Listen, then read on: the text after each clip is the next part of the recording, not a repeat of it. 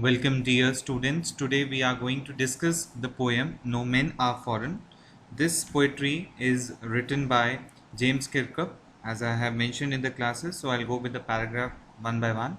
The red line is being made so that you know that it is a repetition because this complete thing has been repeated again in the last of the poetry.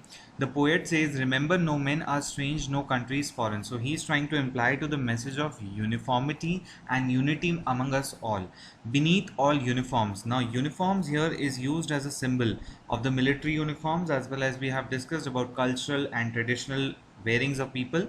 A single body breathes, that means the single body of humanity. Okay, and body breathes, here alliteration is used. That's why the first alphabet, the B, you can see I have made in red. Okay, so the poet is trying to say that you should remember that there are no strangers and no countries are different, people are the same.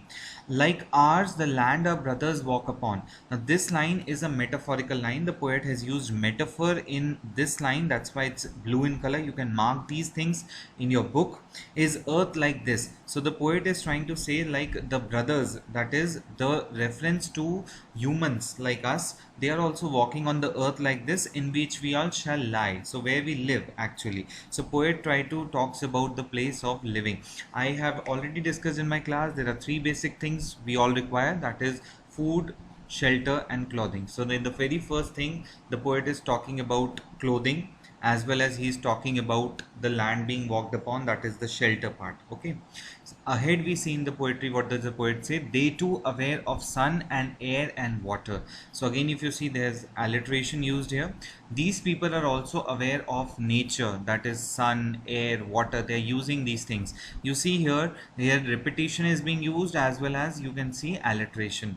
Are fed by peaceful harvest, by war's long winter start. People are fed by, people are being fed, they are eating. What are they eating, or what are they enjoying? They are enjoying the peaceful harvest, which has been starved, as I told you, not given for a long time, by the winter which was created by the war. So this is a metaphor. The war has been metaphorically compared to winter, which has killed the growth of anything, because this poetry was written during the World War times. So it denotes a scenario where nothing could grow. In winters nothing could grow, nothing could prosper. Similarly, during the war nothing could prosper.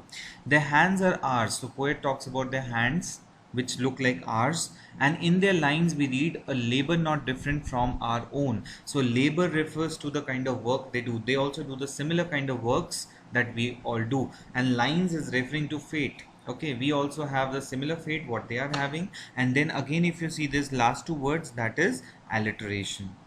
Remember, they have eyes like ours that wake or sleep. So poet says they also have eyes, they also wake up, and strength that can be won by love. It is said that you can transform a stone to a heart by love.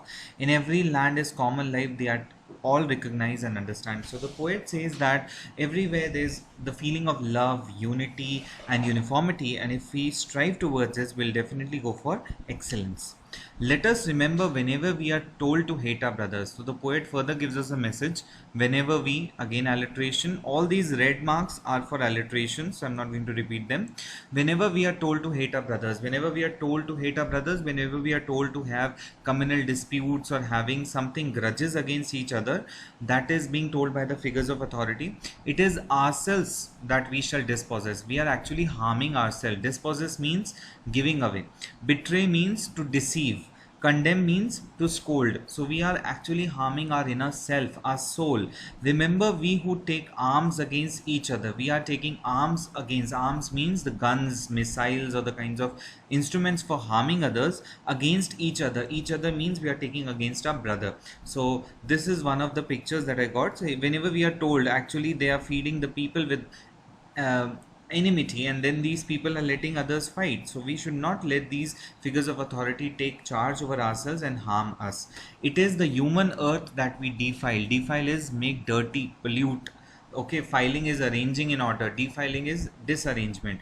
Are hells of fire and dust. So whenever we are actually creating the war, we are creating the hells of fire and dust.